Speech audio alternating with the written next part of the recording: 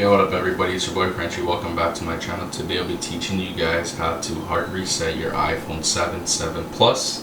But before we get into the video, I have a giveaway for an iPhone 11. All you have to do to enter is subscribe to the channel, drop a like on the video, and leave a comment down below. The giveaway winner will be announced once I hit 50,000 subscribers.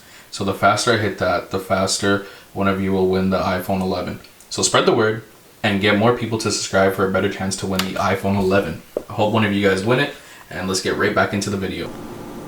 So the first thing you guys are going to want to make sure that's working is your lock button, your volume button, and your volume button down. So you're going to want to make sure that all three of those buttons are working. So the first thing you guys are going to want to do is press the volume button up, down, hold the lock button. Continue to hold the lock button until your phone turns off, until you see the Apple logo.